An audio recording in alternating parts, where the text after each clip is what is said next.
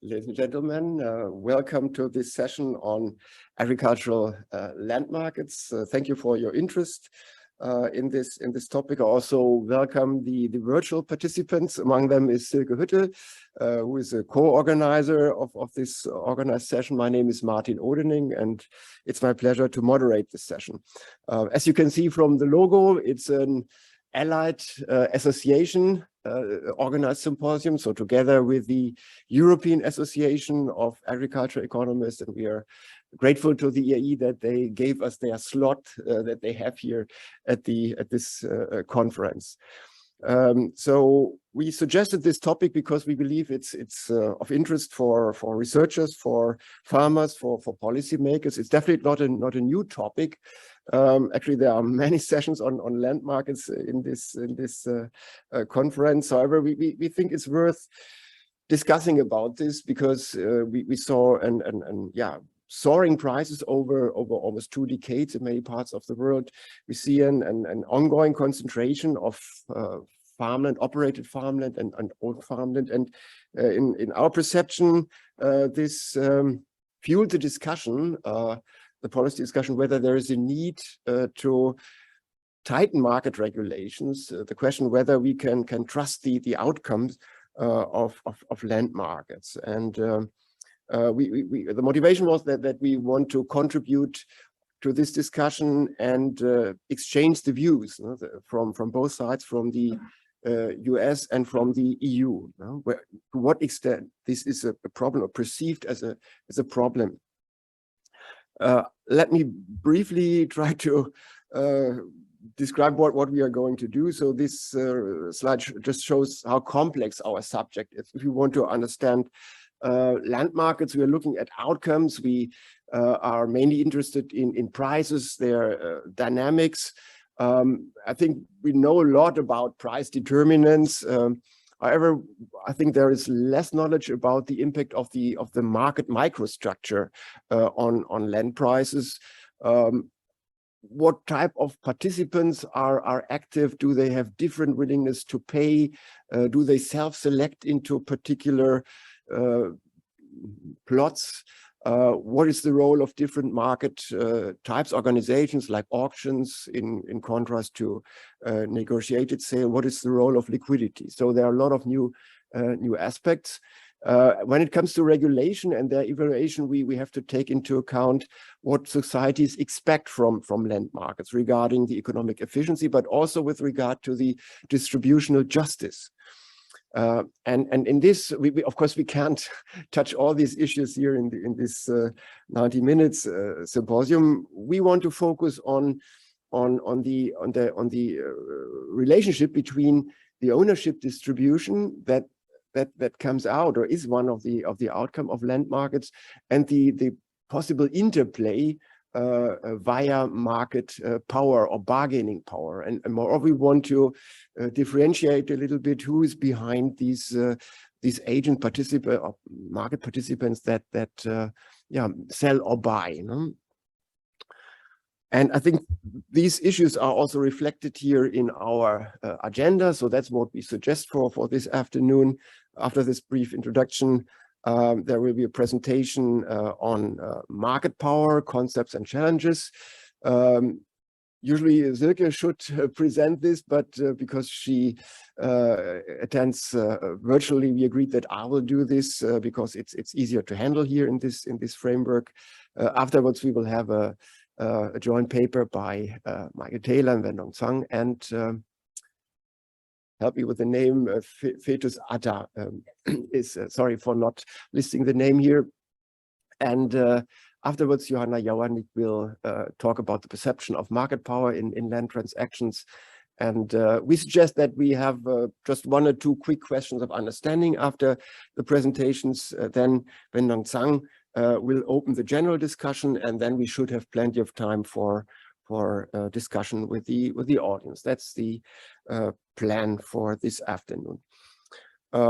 If you agree, I would immediately go ahead with our presentation on market power in agricultural land markets. And this is joint work with colleagues from the Institute of agricultural development in transition countries, IAMO in Halle in Germany, with colleagues from Göttingen and from Berlin, Humboldt University. And this is a study that we conducted on behalf of the German Ministry of Agriculture. And they were interested in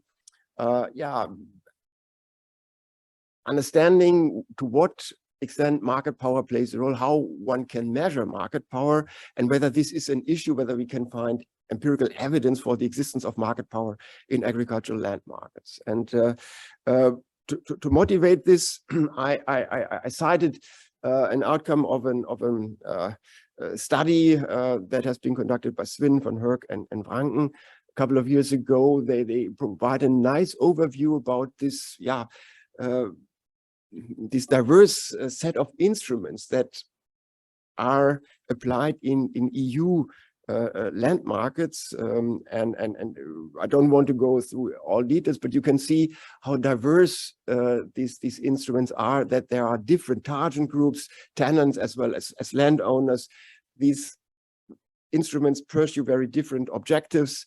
On the one hand, avoiding fragmentation, but also avoiding too much concentration, environmental objectives, improving the income of farmers, and also there are a lot of different instruments. In Germany, we have a rather liberal land market right now. There is just a kind of preemptive right for farmers to buy plots, but there are no direct interventions like minimum or maximum prices. But there is a vivid discussion on whether one should tighten these markets in view of increasing concentration and in view of potential market power. And this was actually the background for the study. The Ministry of Agriculture wanted to learn whether market power plays a role or not. And we started from scratch, more or less. And as we all know, market power is a well-researched topic in commodity markets, in homogeneous good markets.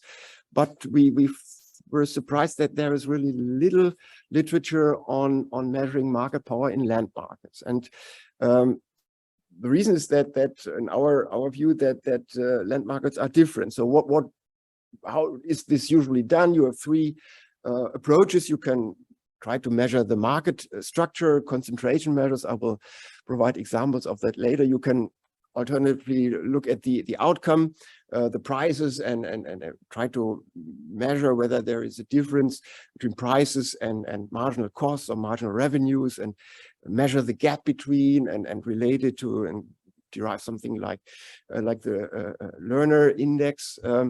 Or you could try to observe certain behavior like collusion or cartel formation. So I think there are a lot of applications in agriculture, dairy, or hog market, or so on. But we think this is not directly applicable to land markets because there are a lot of peculiarities with land markets. So land markets has a fixed supply. At least in the short run, this leads to rents, to land rents. Markets are usually very thin because land is immobile. There are only a handful of potential buyers and suppliers who compete. And we have also linkage between rental and sale markets. So owners of land have outside options. When they bargain, they can extend or continue renting land before they sell land. So we think there is no this view and model that we have continuous demand and supply functions. So I think this view is not appropriate to land markets, at least not directly. This brings us to a couple of challenges. First question is, what is the relevant market? What are we talking about? In homogeneous good markets, it's more the question, what kind of commodities are included in the analysis? I think for land markets, it's the question, what is the regional size? Is it a municipality, a county, a state?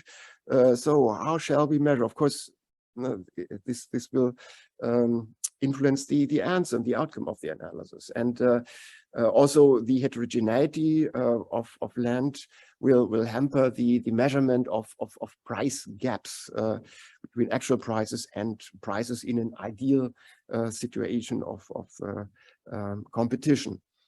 And moreover, we should be careful in interpreting concentration measures because, on the one hand, they can signal that there may be potential market power, but they could also be an outcome of an efficient structure change process. So this is, we should be careful to interpret concentration measures. Perhaps to make this a little bit more concrete and not that abstract, what are particular opportunities to exercise bargaining power? So we think that market power in the context of land markets often translates into a bargaining power between negotiating parties. So landowners can squeeze tenants from whom they know that they have invested much into land, built a barn or something else with specific assets. They could postpone land sales by interim land lease. That's what often happens in Germany. Land could be splitted so that the demand is increased for smaller plots.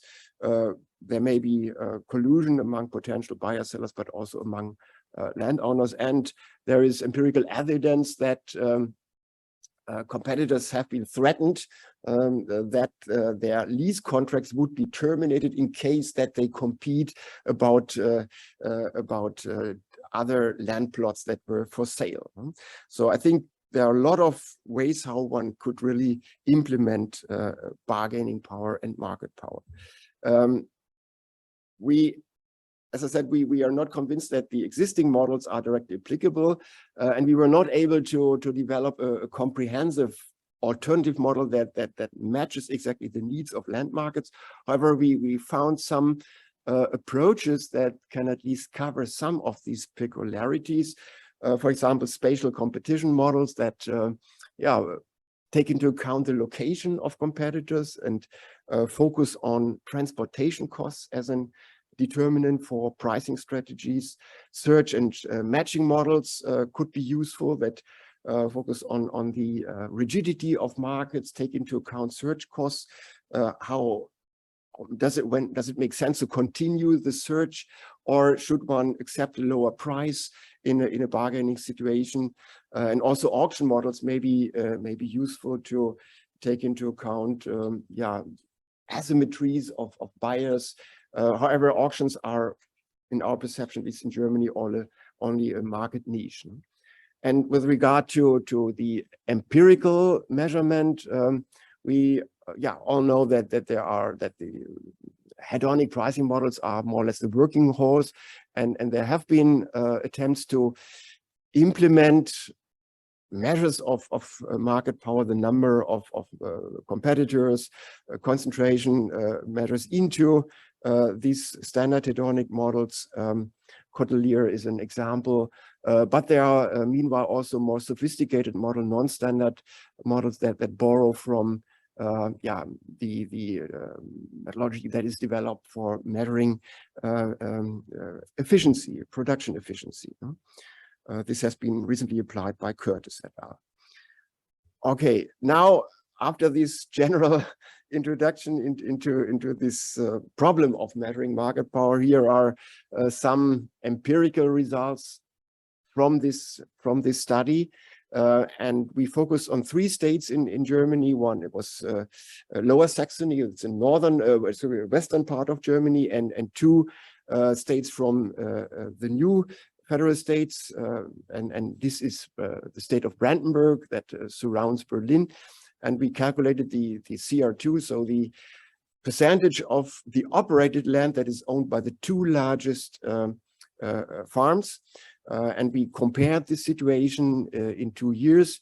And what we see is that there is a large heterogeneity regionally. So in some municipalities, I should say this is on a municipality level, there is little concentration, but there are also some municipalities in the southeast where the 2 largest farms operate between 80 and 100%. if you compare this over time, you see that there are, the change is not too pronounced, but you will find examples where the concentration increased, but also examples where the concentration decreased. This is perhaps not totally typical for Germany, because in the new federal states we have very large farms inherited from the former production cooperatives. So I think I'm sure in West Germany there is a clearer tendency towards concentration, but starting from a lower level. Okay, one thing regarding this measurement of concentration, it's clear that this depends on the regional level. So on a smaller scale, you will always see larger concentration compared with a larger level, and we wanted to show that the typical approach of using administrative units may lead to wrong conclusions. This is the area operated by one farm in one municipality. And if you look at this, you could say, okay, there's a high concentration. There is perhaps potential marketing power for this farm. If you now also consider the surrounding municipality, you see there are much bigger players, and this sheds a completely different light on this situation. And we argue that one should really try to define the relevant market from the perspective of each farm, and we identified and circle around the farmstead that covers 90% or more, so you can change this, of the operated land. On average, this amounted to 12 kilometers in this region here. So this, of course, this takes time, and this is burdensome, but I think this is necessary if you want to result in valid conclusions. This is the concentration measure for the ownership. Before, this was operated land, now it's ownership. We had access to cadastral data, which is an exception. This is not that easy to get. So we were happy to get these ownership data from cadastral. And we calculated rather high Gini coefficients. But what does this mean? We should be careful in drawing conclusions, because of the construction of Gini coefficient. Maybe that there is one larger and a lot of smaller farms. This would indicate, result in a high Gini coefficient. If there are only two farms that share the area, then this would be an equal distribution. So we must be really careful in drawing conclusions. Here are some examples of the ranking of the entities that own the land. The largest owner is the BVG. That's a state-owned land privatization agency that sells the formerly state-owned land. This is the largest owner here in this county, Märkisch Oderland. The next is the state of Brandenburg itself, the land trust, and afterwards we see three cooperatives owning about 1,000 hectares. So we think this is not a situation that where we could prove any kind of market power. And here is a figure that shows how important this institution that I mentioned, the BBG, is the largest landowner in the new federal states in Germany. This is not the same state. This is Saxony-Anhalt, and here we collected the number of sales in which the BBV was involved as a landowner. And the red dots signal this, and the size of the dots represent the volume of the transaction. And we see, yes, there may be that there is a local market power, but I think farmers would also have alternatives and outside options to acquire land elsewhere.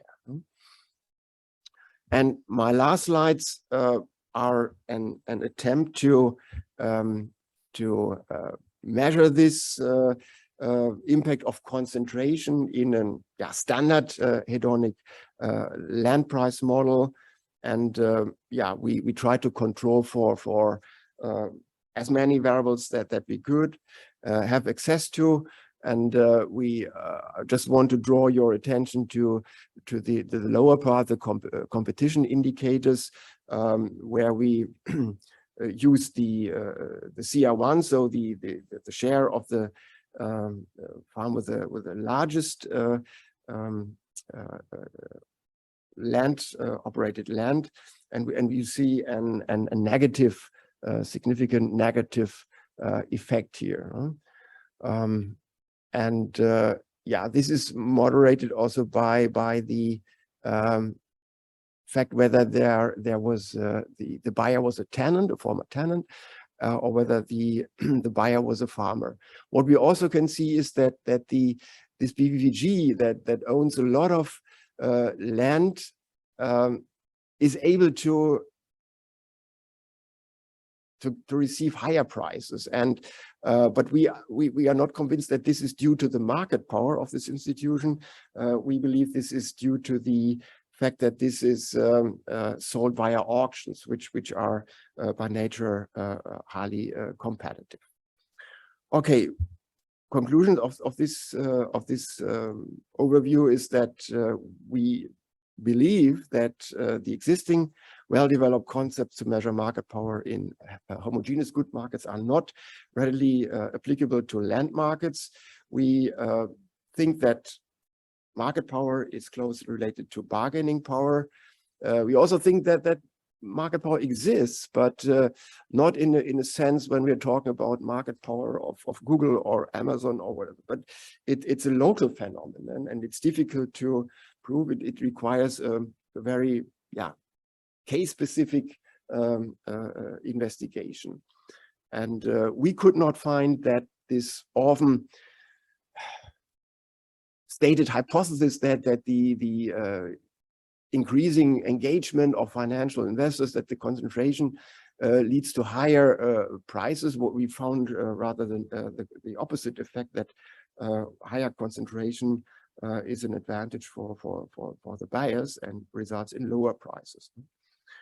Okay, this is what I want to share with you, and yes, I would allow one or two questions of understanding perhaps, but the general discussion of this should take place at the end of the session.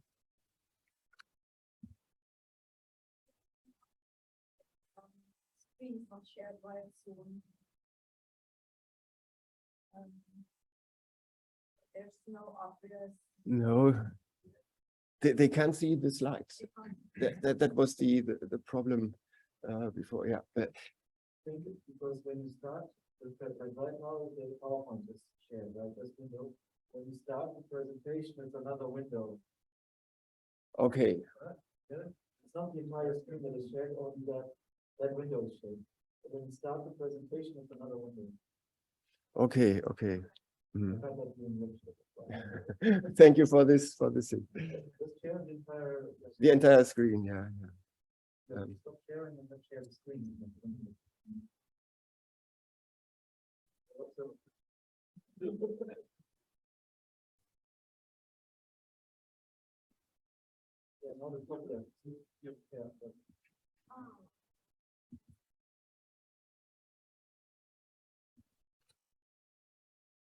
Okay. Are there no? Yeah. Sorry. I'm not sure if I missed it. The negative, like how do you explain the negative impact of concentration on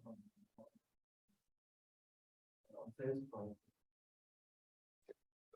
So the second will have conclusion. Yeah. I'm surprised. Mm-hmm. So this was an outcome of this hedonic regression. So we how do you explain that?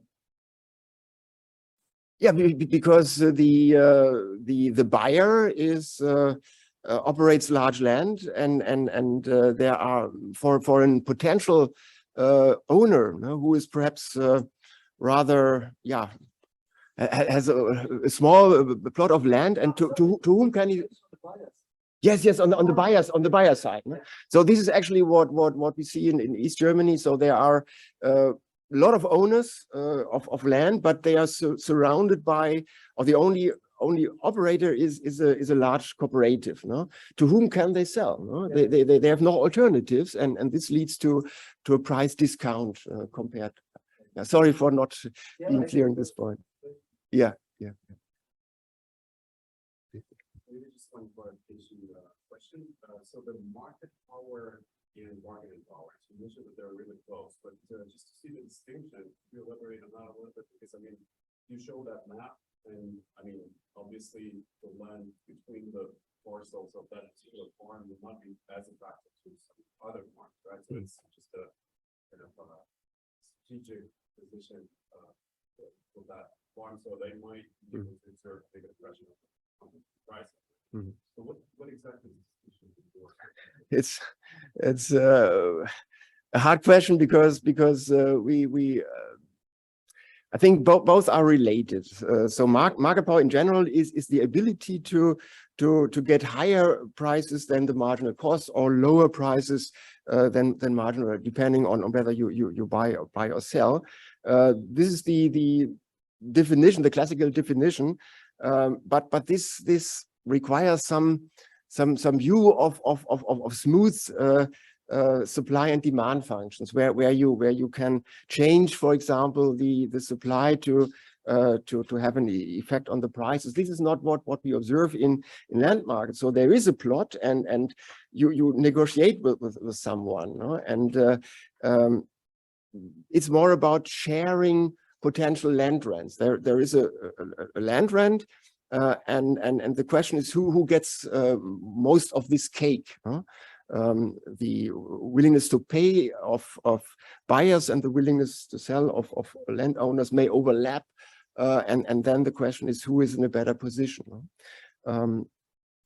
Yeah, perhaps this answers, but this it's close related, but not the same in our view. You know? This applies more to situations where we have, where we look at individual transactions than an supply and demand function, as it's typically the case in commodity markets. Yes, then I would like to forward to Michael Taylor. I think you know her. She's a professor at Auburn. Yes. She's been working in Kansas State University, and research. One of the research is on landmark. Yeah. Yes. Glad to have you. Thank you. Okay.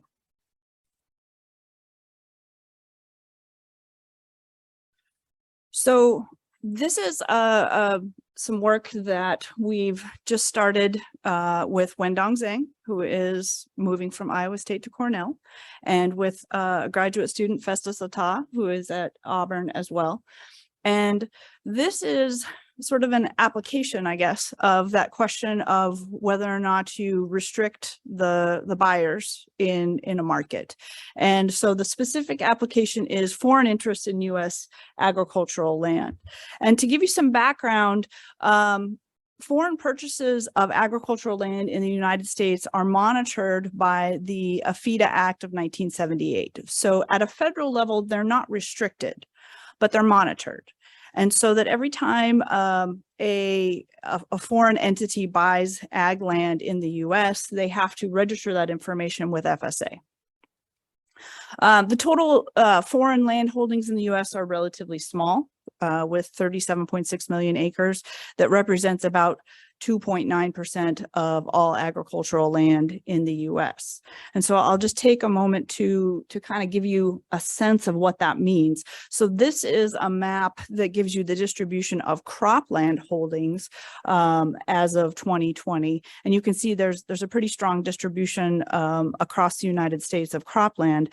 But what's interesting here in this chart on the right is that forest timber holdings have been the largest percentage of agricultural land holdings in the US by foreign entities. But there's been this big jump up You see right here in the last couple of years of cropland. So even though we've seen cropland prices going up, we've seen foreign purchases of cropland going up as an overall trend.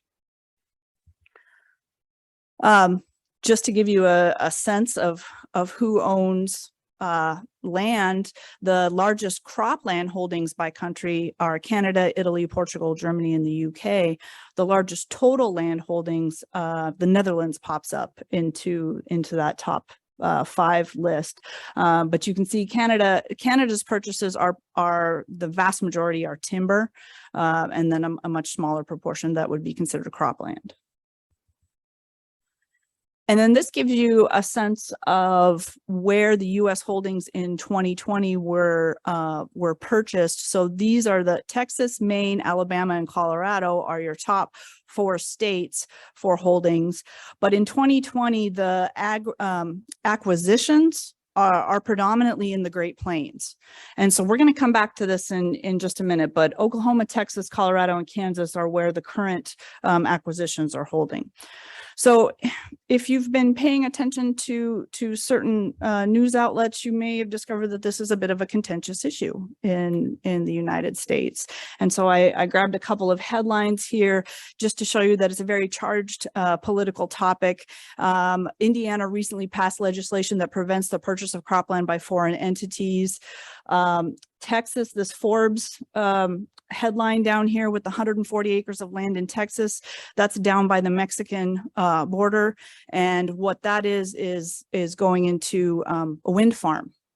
And so I think that a lot of the land that's being purchased in the Great Plains is potentially going into wind farms. And so Texas is just signed a law that they want to prevent the access of foreign entities from getting access to their electricity grid. And so that's an issue as well. Okay, so the research question is, are purchases made by foreign entities systematically different from those made by others in the farmland market, which would then lead to, if we limit their purchases, what kind of impact might that have on the market? And so do they differ by size of parcel or price per acre paid? So the data sources, we got data from the Midwest Center for Investigative Reporting, which was a FOIA request on their behalf from 1900 to 2014. Obviously, it's kind of interesting that they've got purchases, and not very many, going back before 1978, but they do have some, but the vast majority are from 78, and they end in 2014. It includes ownership, buyer, sales price, county marker, so we know what county the purchase was made in, and then some land use details. 640 foreign sales for Iowa and 688 sales for Kansas. Those were the two states that we had transactions level data with. So that's where we matched up the FOIA or the AFIDA sales transactions with Kansas and Iowa transactions.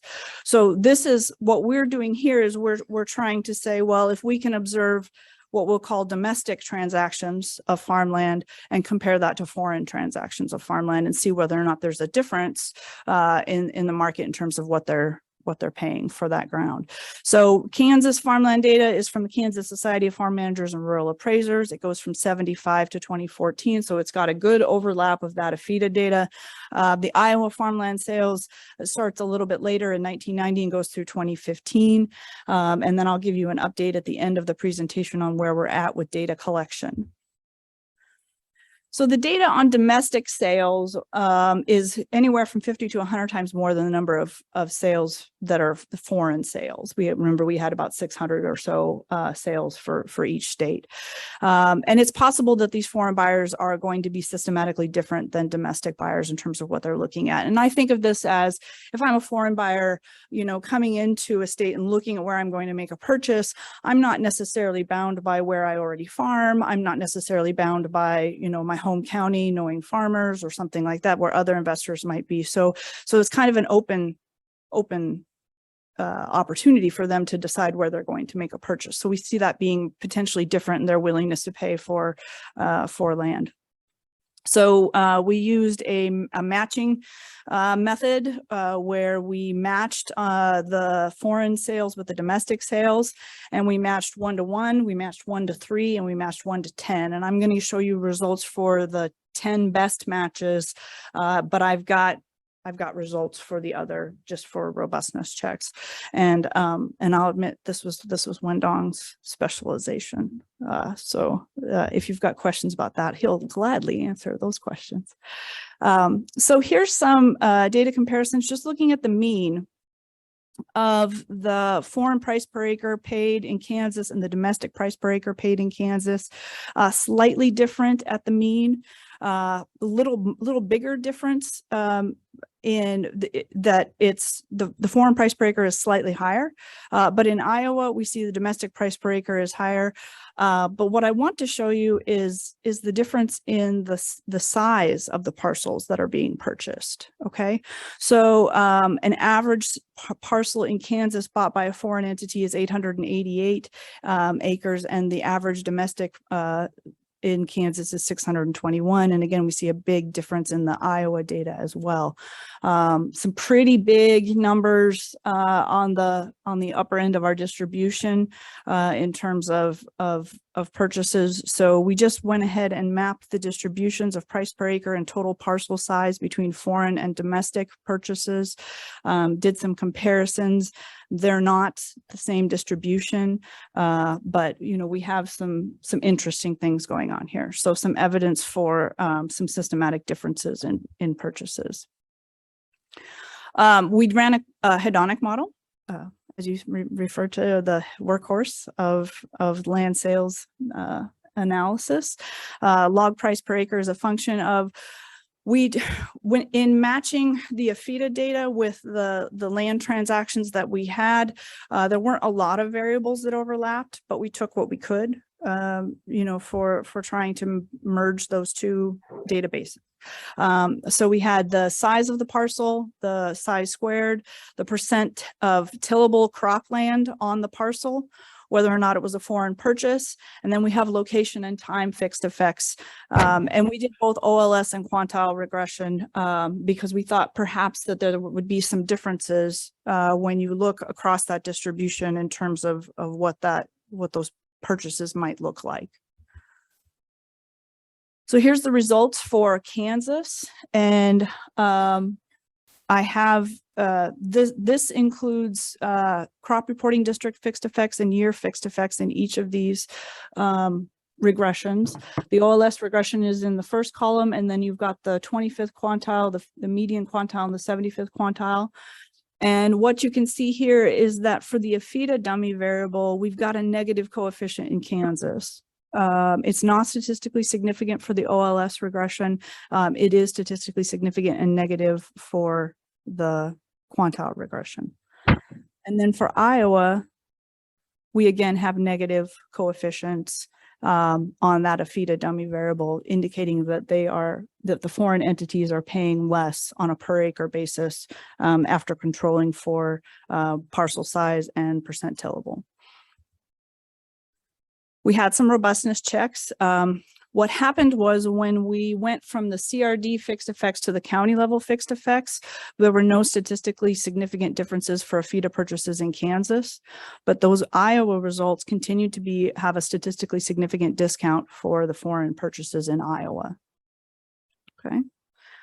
We also found some evidence of a nonlinear effect when we, some of the regressions that we were running most recently were interactions between acreage size and the AAEA dummy variable. Again, kind of accounting for the fact that some of those AAEA sales are very large sales. And so doing some interaction terms there. So why a discount?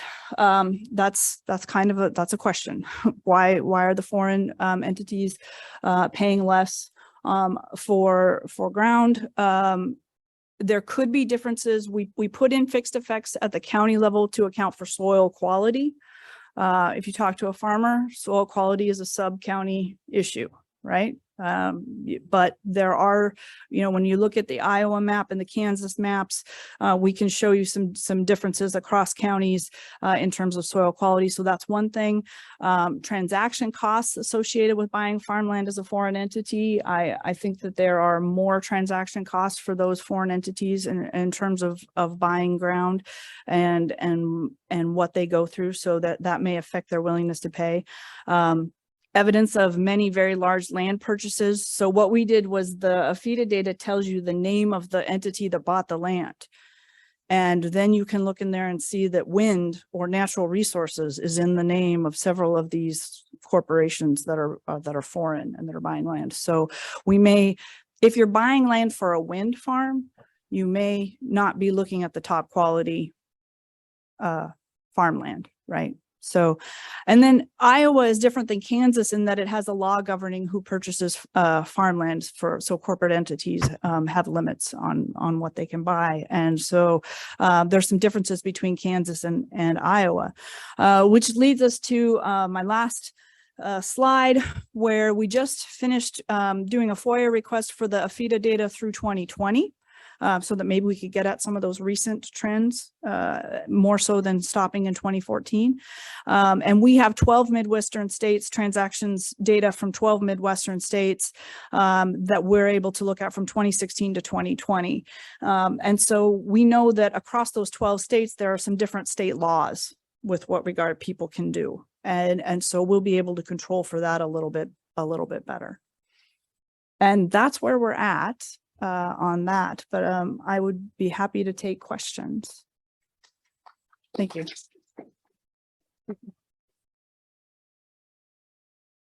Yes, sir. Thank you. It's very interesting. I was wondering regarding the effect that you mentioned with the wind.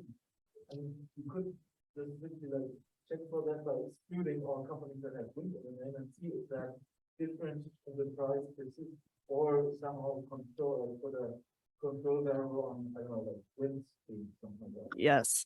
So Wendong has been gathering data on wind speed for the different counties. And I didn't have robust enough results to share that with you today, but that is something that we're looking at. And then just controlling for what we can see in the names of the entities. One of the other things that we can do, but we haven't done yet, is to say, since the name of the entity is in there, are there repeated purchases by those entities? And do they come in and buy land in the same area? And what are their purchasing habits?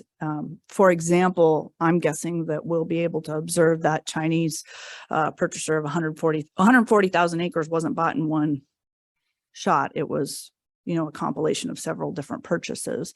And so I think we could be able to track some of that as well. But yes, you're right. If we can look at wind speed, that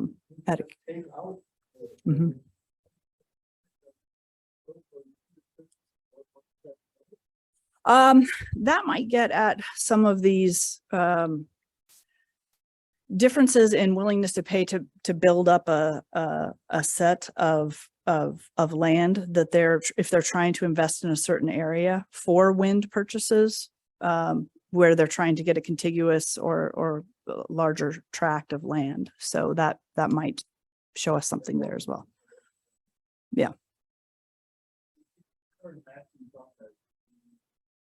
If the sale, if the AAEA sale includes wind, then you take that or the matching process to make sure that the county and the subset of the normal sales are in similar.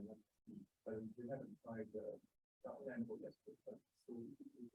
Yeah, we can try that, definitely. So, oh yes, one more question. Yes. Well, so that's a good question. Solar is another aspect of this. What we saw was solar could be an issue, and some of those companies that are called like natural resource companies, they might be doing solar, and the wind companies might be doing solar as well, but we can't differentiate between the wind and the solar. Wendong, do you have anything to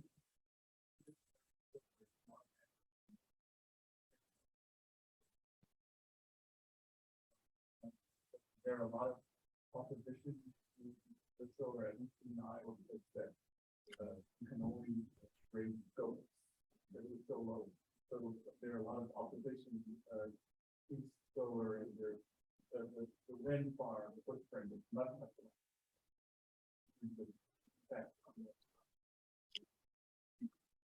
Okay, well, thank you very much. We'll have Johanna come up and present next. I'll let you pull up. Screen still shared? The screen is still sharing. So while you are opening your introduce Which one is Johanna Jaunig. Johanna is working at the intersection of university and economics. She didn't open up. Why isn't it opening up? and the reason why we invite There we go. her in this session is that she's fostering land. I think this is an important aspect and questions of distribution and justice of different climates and different views on specific and now we'll talk about I want to say you are currently still at IAMO, the Agricultural Development, but on the move to Arizona University. Yeah, thank you very much for being part of this session. We heard two really interesting talks on I would say, agricultural economics perspective of land markets. And I will shift this perspective a little bit and talk about the agricultural ethics perspective. And throughout the talk, I will try to make an argument that it's important to have both those perspectives to better understand land markets. So today I will talk about the perception of market power in land transactions. So that's the background. I don't have to say anything more about that. There are rising land prices in the US as well as in many European countries, and they ask for like new regulations of land markets. So if you look at the land markets, there are two perspectives possible. So there is the question, what drives land prices? So we had talks about that. But you can also ask, what is the social perception of a land market? So the land market as an institution. Also, if you look at land prices, one question would be, which role does market power concentration play? And we did hear data about that. So which role do foreign investors play, for example? But you can also ask, where is market power perceived to reside in? So does the actually analyses of the economists say, okay, there might be a market power concentration, actually are in terms with what people perceive to be the potent market players that might like exercise power and skew the market. So, and this, of course, is against the background of a rising debate on land markets here. Just some citations. On the one hand, we have farmers in certain sectors of society which demand further land market regulations that can be in favor of the protection of certain land market agents. For example, the small farmers we all come to love from children's books. So there is these demands of regulatory protection and privilege. On the other hand, economic analysis show that it's not so easy to see what those demanded regulations actually would bring about, whether they would actually realize the intended results being the protection of those land agents. So we have this debate. This is ongoing. We have this debate on which land markets would actually efficiently regulate land use or not. And from this, we derive the question, how do people perceive land transaction, as a very basic question. So going back to this very question to understand everything that's going on. There has been research on how people perceive transactions, but not in an agricultural context. So that's a non-agricultural context. I will present very shortly some literature on. So there is research on folk economic beliefs being systematic deviations from economic theory in the perception. Systematic means it cannot be explained by a lack of knowledge, because a lack of knowledge would lead to a random deviation from economic theory. So we have those systematic deviation, and we can ask, where does this come from? Why have people certain convictions about markets and so forth, and market transactions and so forth? And one explanation is that there is a win-win denial going on. So people do not perceive that a voluntary transaction is by nature a win-win affair.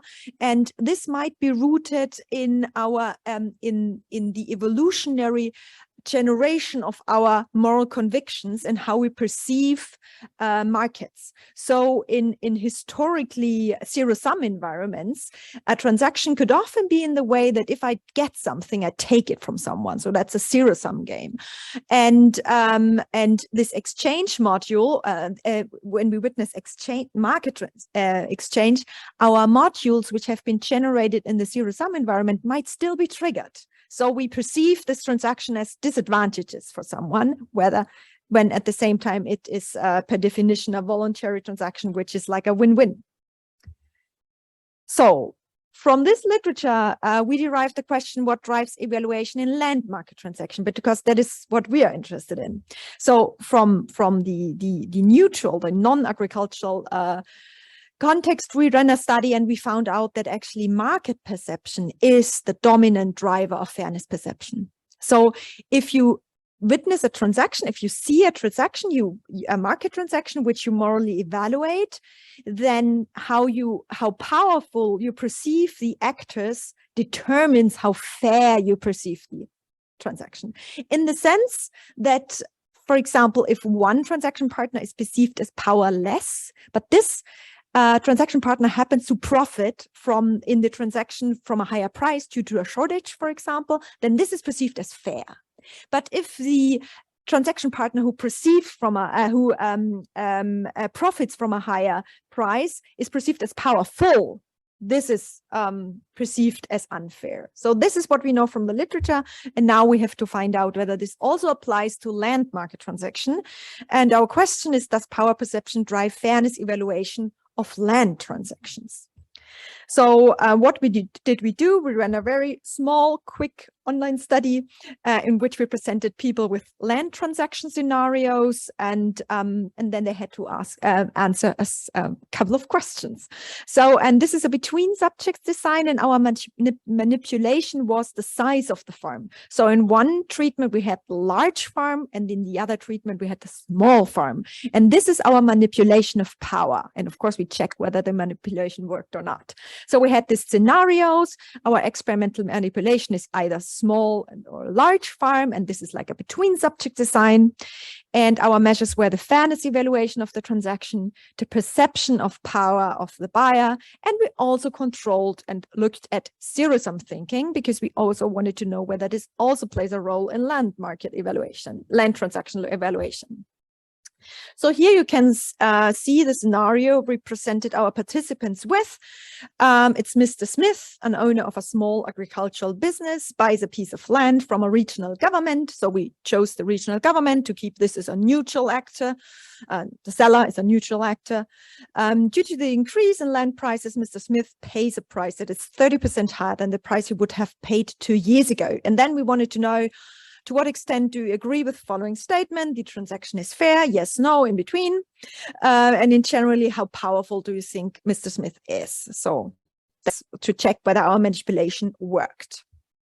Then we elicited zero-sum thinking, very straightforward. We again asked participants to consider the scenario, and then they had 3 options. So the first option would probably be the one economists would choose. So both Mr. Smith and the regional government, they improved their situation after through the purchase, whereas option 2 and 3, it's only one is the beneficiary and the other one is worse off. So in one option, Mr. Smith wins and the regional government loses, or the other way around. So our results, and this is very like descriptive and just very overview of the results. Here you can see that our manipulation worked. So size actually drives power perception. You can see that there is a significant difference. So we tested this. Of course, you cannot see the significant difference. You see that there's a difference, and you have to trust me that it's significant in power perception between treatments. So the large pharma is perceived as systematically more powerful than the small pharma. That worked. What did not work is, and that's interesting, is that there is no relation between fairness and power. So the power perception did not predict the fairness evaluation of the land transaction. That's a huge difference to what we found in our non-agricultural transaction evaluation studies. So that's different. So land might be a special resource, and this really triggers future research. So this really shows that we might have hit something, and we really need to understand what is going on and how land is perceived. So, but yeah, we have no relation between those two variables, and we have also no difference between the small pharma and the large pharma treatment.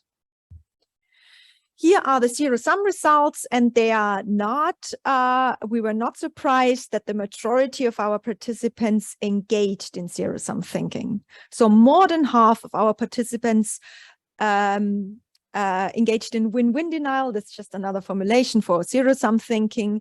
So more than half of our participants thought that either the regional government is better off and the farmer is worse off, or the farmer is better off and the regional government is worse off. So no mutual beneficial transaction as it should be. And we find that the majority of those engaging in zero-sum thinking think that the farmer is worse off. So as you can see in the third pair of columns. We also ask people which variables they think drive market power perception. So we gave them a short definition of market power, and then ask them, do you think this variable drives market power, or this and this and this? And all the variables we proposed, that was farm size, form of ownership, family or corporate, type of factors and inputs, organic or conventional, or certain foods produced. As you can see in the first column, 2/3 of our subjects, at least 2/3 of our subjects, found all those variables important drivers for market power. And then we ask them in which direction they find the market power increases, and this is exactly how we expected it. Our participants found that large farmers have more market power than small, corporate more than family, conventional more than organic. Yeah, let me shortly summarize our results. So we find asymmetric power perception between large and small farmers. That's a systematic investigation of something that has been like a narrative. So what we found like a newspaper and discussions. The power perception asymmetry does not translate into an asymmetric fairness evaluation. And the question arises, is land a special resource? Probably yes. Let's find out more about it. Most people commit the zero-sum fallacy and think the buying farmer is the loser in the transaction. And farm size, ownership practice, product are all perceived as drivers of market power in the direction we expected it to be. Let me conclude shortly. Our findings are in line with agricultural narratives that see small organic and/or family farms as being at a disadvantage and therefore as worthy of regulatory protection. So we replicate this like narrative that seems to be out there and can be found in newspapers and public discussions. Results also suggest that participants are generally suspicious about the win-win potential about land transactions. And for the German land market discourse, that kind of makes sense, because maybe it's just we German, but we are very readily to call for the state who has to like intervene. So we distrust the market and call for the state. So that's like a general, I don't know, trend in Germany. So it makes sense against this background. And our study investigates how people perceive market power in land market transactions, which help us gain a better understanding of land market discourses. And I will conclude with giving a little bit more context why this matters, understanding the land market discourse. You could say, okay, we have our like calculations that are way more important than what people who are not really like known of land markets, what they think. But I try to convince you otherwise, and also put this into context with what has been studied in agricultural economics. So what you can see here are 3 levels. So on the lowest level, we have the land market transaction. This is where the agent make their transactions. And they do it in the framework of a land market regulation. So that's the umbrella under which they transact. And this land market regulations in turn is influenced by a land market discourse. So that's what is the sentiments in the constituency, what is the mood in the discussion. For example, one example for this public discussion influencing regulatory process is, for example, after Fukushima, everyone in Germany was like totally upset about nuclear energy, and then zack comes a law like we are getting rid of nuclear reactors. So a direct influence is possible from the discourse, from the public discourse to the regulatory process. And ag-econ research, for example, investigates the driver of land prices, the effects of market power concentration, the efficacy of various types of land market regulation. So this is very useful to determine which land market regulation we want to have, which might be welfare enhancing, which might solve a problem. So this research is very important to the land market regulation process. And where does the ag ethics research come in? This research investigates, for example, the fairness perception, the attitudes toward land market stakeholders. So we might hate foreign investors, I don't know, and love small farmers, I don't know, and also determines obstacles of a successful discourse. And this is really important to determine whether this discourse is working or whether it might be failing, because there are ideological conflicts and or narratives that are old-fashioned, but they have to be overcome in order to engage in an open discourse that is also open to what the economists tell us, to the analysis of the efficiency of the regulation. So that is my take on how those 2 perspectives go together. And at that, I will leave it, and thank you very much for your attention.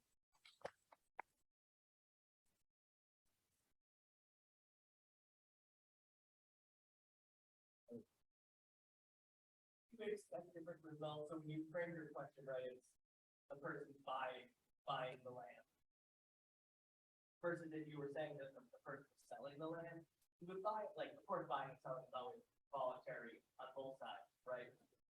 But it's very easy for the buying is voluntary, right? Like you're choosing to buy, but selling sometimes it gets confusing, right? Like maybe someone in your family gets really sick, so you're selling something not because like you really want to sell it, but because you're desperate for money. There's lots of things that people do for money, but then we kind of feel bad for them for doing for money. You know what I mean? So I wonder if it would be. I wonder, even though we think of that as a symmetry, that maybe the question was turned on its head. Like this small farmer sold some of their land, even if it was to the regional government. I wonder if that.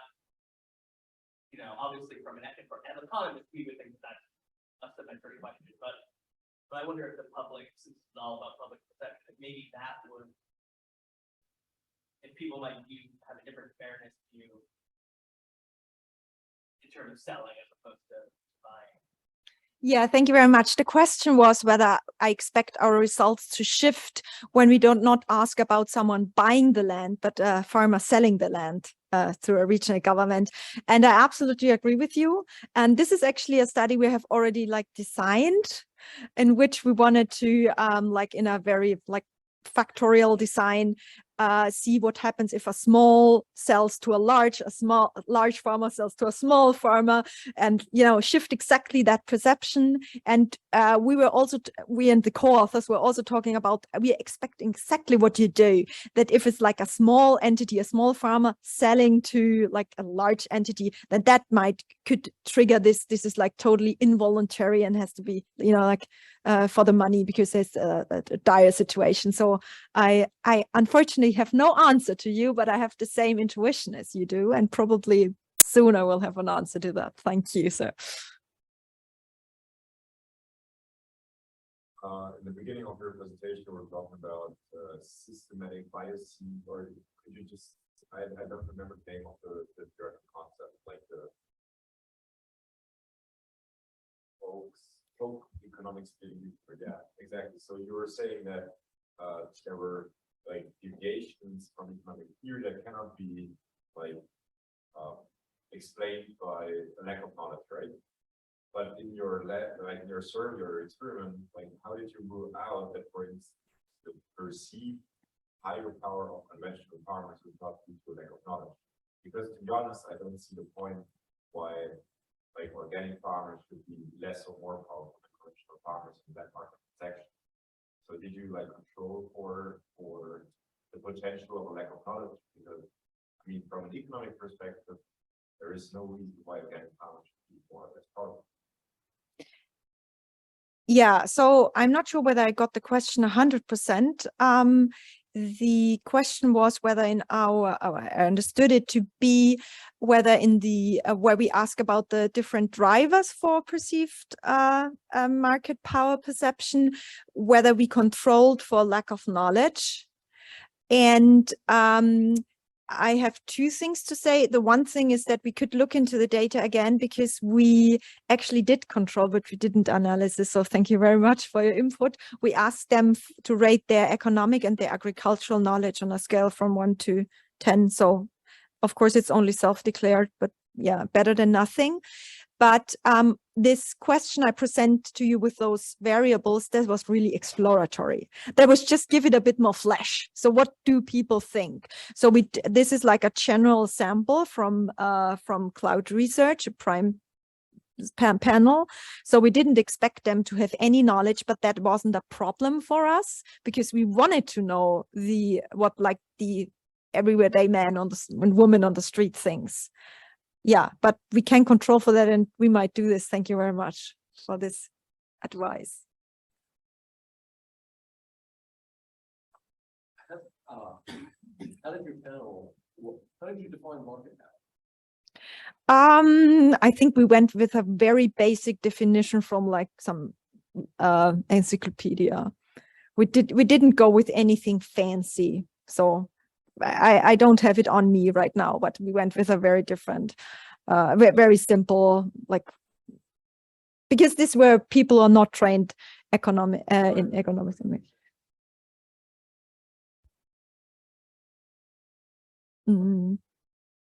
Yeah, I don't have it at the top of my head. Sorry for that.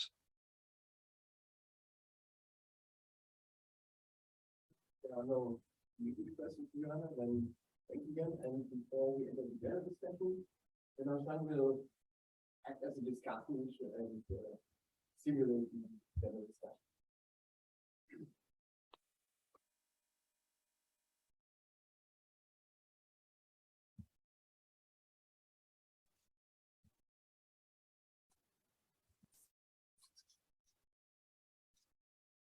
All right. Good afternoon, everyone. So I'm Wendell John. When we organized the session, I'm still at Iowa State. 2 weeks ago, I just moved to Cornell. So good to see everyone. And I think as my self-prescribed title here says, I think 3 talks are very interesting. And actually, when you're looking at all the literature related to farmland, both market power and corporate and foreign land ownership are understudied topics, especially that the relationship ethics are needed, but it's understudied perspective in this literature. So I think this is a very interesting session, especially that we're here at AAEA, we often typically looking at U.S. land market, and this talk gives us a fresh perspective and also has this regional perspective as well. So in my discussion, because I worked with Michael, so I would not specifically talk about that, but I think that what our future work actually ties with Martin's analysis, because we are thinking about doing analysis, looking into, for example, whether the foreign landowners would specifically target certain area and try to look at their concentration, spatial concentration, and their temporal timing of the purchases of their feed sales as well. So in terms of my discussion, so I have 3 slides. So the first one, I want to look at the first one related to the ethics discussion. I think this study is very interesting. I had a similar concern as the audience mentioned, that when you're looking at the study sample, it's a general public based on the cloud research. So I think that it could be very interesting to see that how does the baseline knowledge of agriculture change your perceived responses? Because if you ask a general public, then if you ask them the fairness of housing purchases, they probably will have much more knowledge of how this occurs. But it's in terms of farmland, this seems to be a very more challenging task, and how believable their responses that we should trust. And so, for example, one of the so maybe Jason Lusk is here. Maybe there's some possibility that you can talk with him to see. They have Purdue University has a ag economy barometer where they have a 400 producer nationally representative survey that it does monthly telephone calls. So maybe some of the questions that could be integrated somehow. But it's a similar thing might be interesting.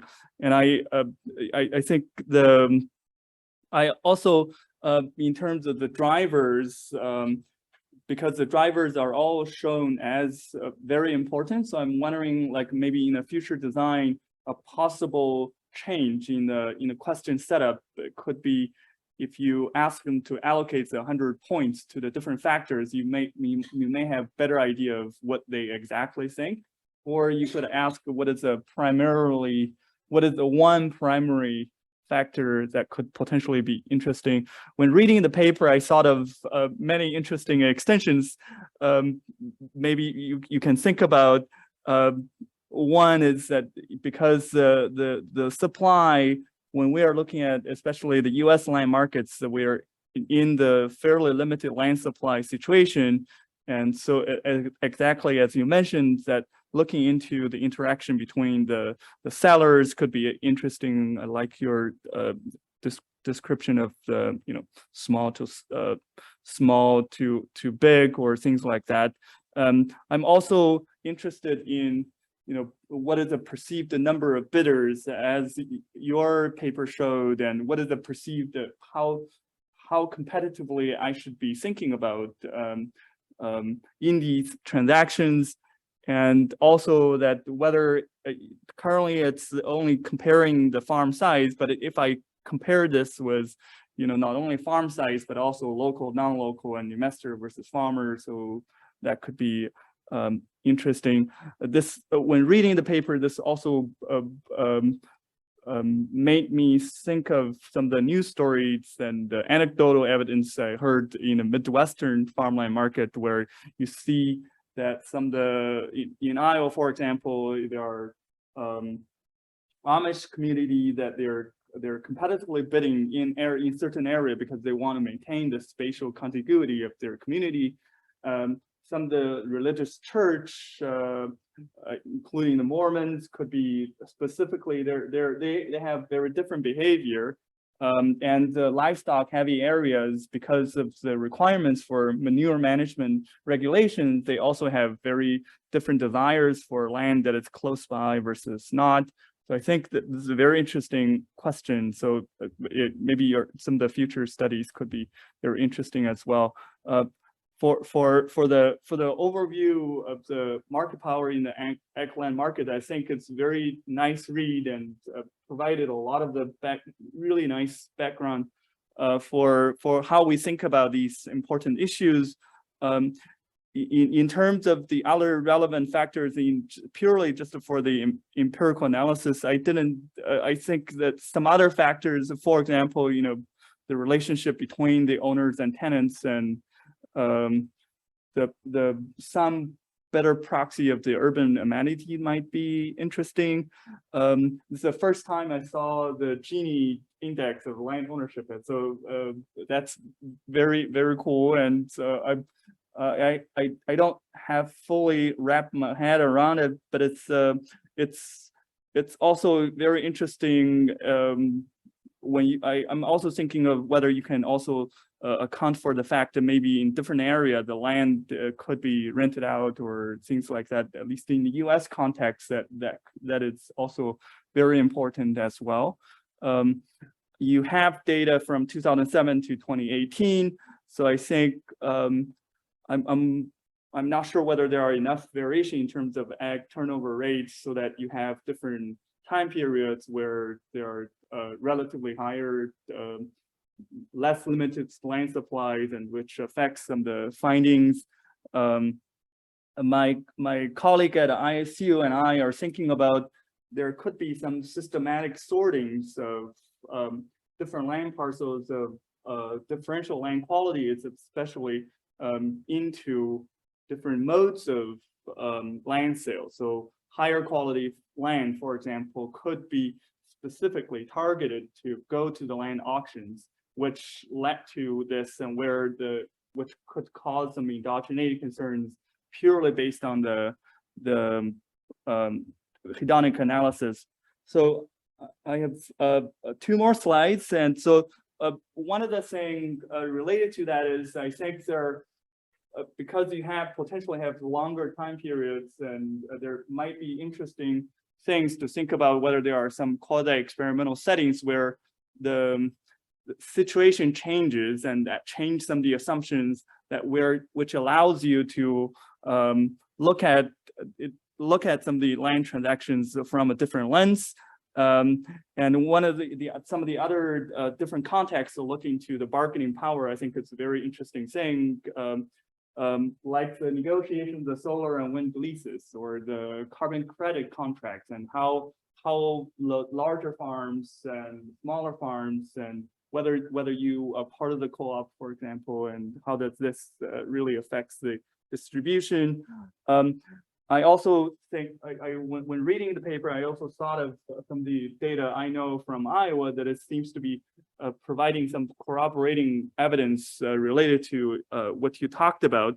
For example, that in most of the land owned in Iowa, the particular owner only owned land primarily within one county. But I don't know what is the relevant spatial area in the European context. And I think that the intended length of holding is also important, that in an Iowa context, that the 40% of the land are owned by the same owner, not just within the same family, the same owner for over 20 years, and 82% of the land owned by someone who are totally free of debt. And when you're looking at the distributional justice, the younger cohorts could still have mortgage, but it's the owner who are primarily owning the land. They have no debt, and they could be way more competitive when going to the market. The last slide I have is I think that some of the related literature, but it's not necessarily purely focusing on farmland, could be interesting in terms of methodological thinking, because there are some discussions even from the environmental econ literature thinking about how hedonic models can be used to uncover the true willingness to pay for characteristics. And there are some efforts to look into what happens when you have characteristics that is changing over time, for example, crime rates or other things, right? So Callie Bishop said Arizona State University proposed some fixes and essentially you can look into the changes over time, and also thinking about how your hedonic analysis, which is a coefficient based on the average characteristic, how you uncover the range of the effects. And there are also, I have been following this for some of the analysis, and I think some of the general lessons they talk about based on the housing price analysis could be relevant for its farmland market as well. And Spencer Banjeff, who used to be at Georgia State, I think will be going to NC State, has some interesting papers that are more theoretical, thinking about how hedonic models, not only the first stage we're used to running these regressions, but also how do we potentially leverage multiple markets, multiple time periods to to do the Rosen second stage, or how to uncover the demand function and things like that. I think those could be interesting as well. So with that, I hope, well, I learned I will be the discussant 2 weeks ago. So at least I know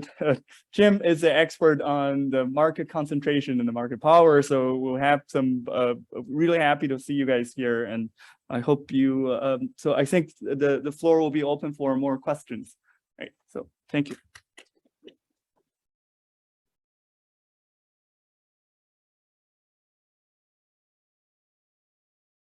Thank you very much, Wenong, for your stimulating opening of the discussion, for the questions. We could either try to reply, but I think we should open the floor now for general questions, because we are in direct contact. And but anyhow, thank you very much for your stimulating ideas how to enhance our both analysis.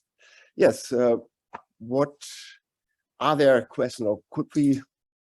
Is there any one here?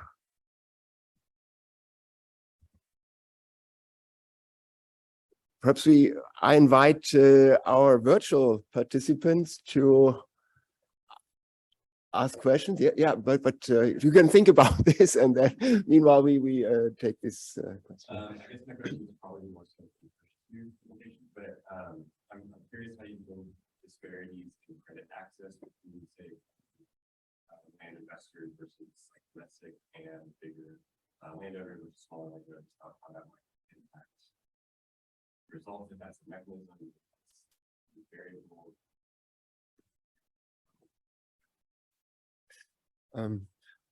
Perhaps I can begin with a spontaneous reaction, and so I fully agree that this is an issue. So this is one of the arguments why people may believe that non-agriculture financial investors, have more. It's more easy for them to get enough money to have more liquidity than small farmers, yes, we also. I remember a study that we read where we wanted to know the impact of the size of a plot, and we found a very complicated shape. First, we saw an price premium for very small plots, then an increase, and finally we saw that the average price goes down. And we explained this by the fact that when we come to very large plots, there are only very few competitors who can really afford to buy this large amount, where who has $1 million or more in liquid money to buy these large plots of land. So I think this is definitely an issue that has to be taken into account. Yeah.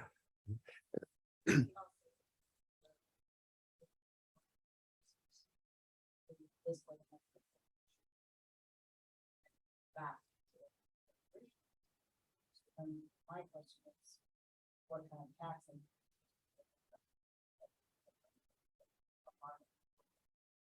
As well as the question of access.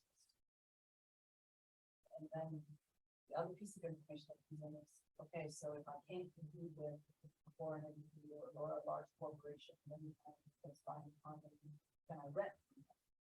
Can I get into the rental market?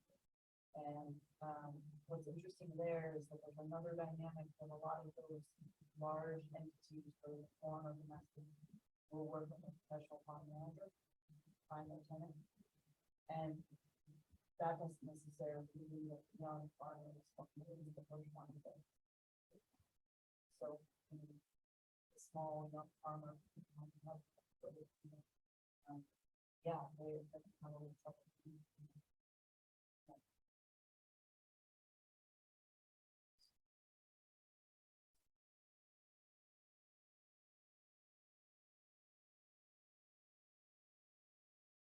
Is this question?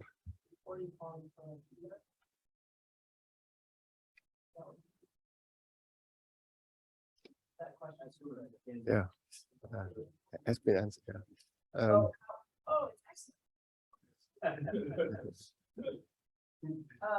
it is It is a special data set that is the Kansas Society of Farm Managers and Rural Appraisers, and as opposed to being a complete sample of all the purchases, they picked up purchases that they said were representative of ag purchases, so they were trying to avoid purchases of land that might go to development for. They said were not representative of ag. So it's a unique data set. It'll be interesting to see what kinds of results we get once we do something that's a more, the 2016 to 2020 data is not like that. Other further? I'm asking, so when you're trying to measure the market power, you're trying to find essentially like deviation some way from that perfect competition with sure, but you know what perfect, like you know what the perfect competition guys we need to make some assumption on the returns and the technology farmers are using. And I wanted to ask you, like, in your work, what are you assuming? Do you think there are decreasing returns to like larger farms are less wealthy, or do you think there are maybe increasing returns to and then it's like monopoly competition or something? It's like where does the market power come out of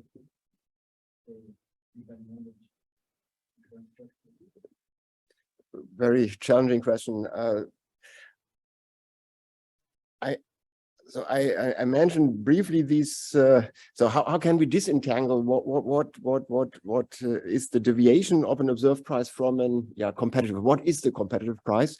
And I think this is really the hard part here, because there is no unique price, no?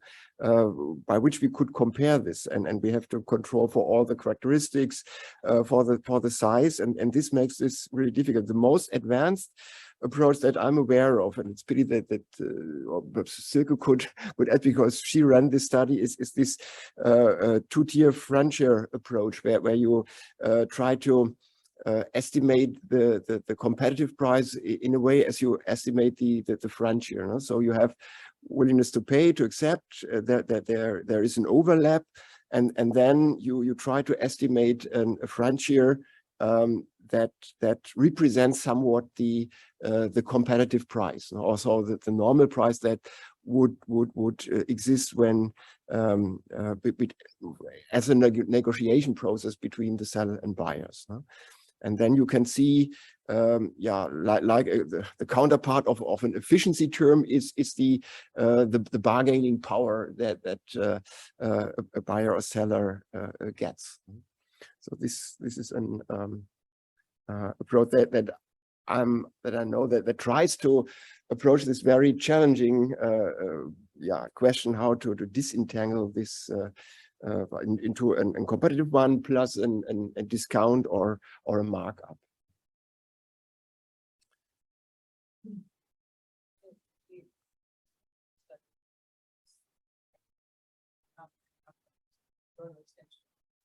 People's perceptions of who buys farm.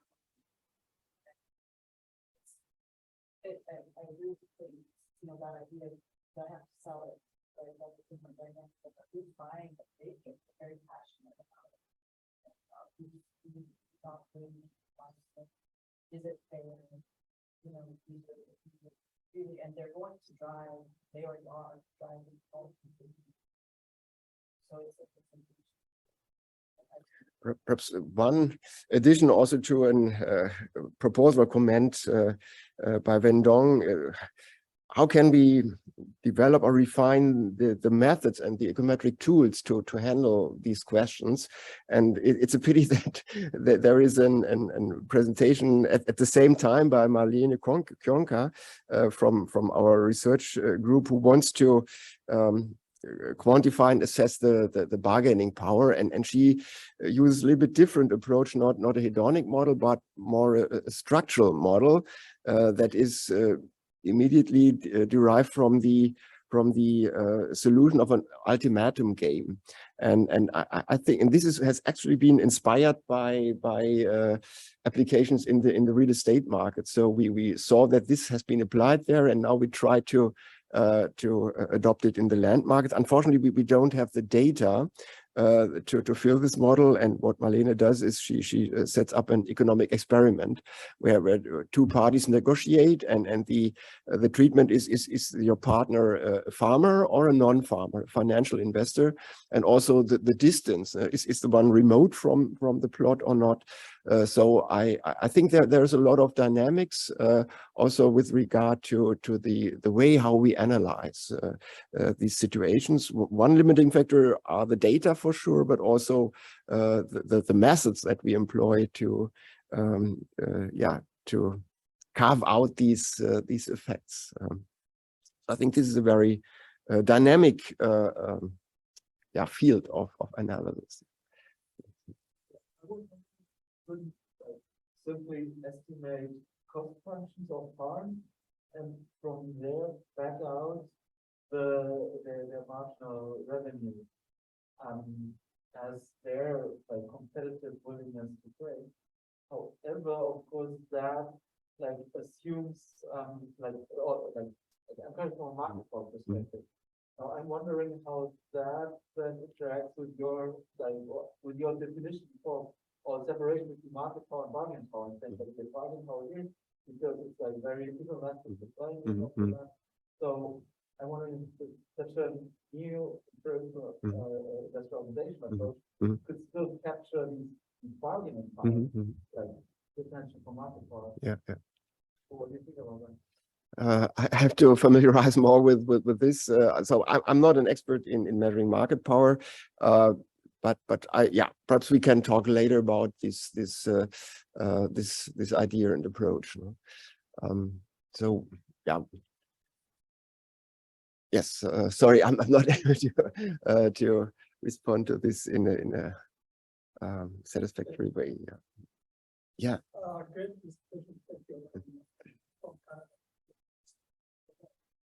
And farmland concentration is also I'm wondering what is the implication of farmland concentration on farm succession as farms get bigger and bigger. So there will be an implication for the future, and farmers are getting older because when the census data shows in China as well. So in the coming 10 to 15 years, half of those farmers who are now holding big land at the time. So what would be the implication of on the price in the future? Yeah. Thank you. I think this is a very good question. So I think this is often overlooked in the political discussion, where it's claimed that farmland should only be owned by farmers. This is a statement that we often hear in Germany. Is Bauernland in Bauernhand. So the farmland should be owned only by farmers. But actually, if the land is only owned by farmers, and we have this decrease of number of farms, then this automatically leads to an increase in the farm size. Now, we definitely will see more concentration. And if we open the markets and allow also for non-agriculture, this leads to more diversity. So I think this is a good point that is often overlooked. Yeah. Okay, I think it's time to close the session. I'm really happy about this productive discussion. I learned that this issue is not only a point in Europe. I learned that the concentration, ownership, and who owns the land is also a debated topic here in the US. And I'm very sure that this discussion will be continued in the future. Concentration will go on. The financialization of agricultural land markets will continue. I'm very excited to see whether there will pop up land derivatives as we saw it in the real estate market. So I think this topic will be subject of further discussions. So I thank the presenters, the audience for the discussion, and close the session.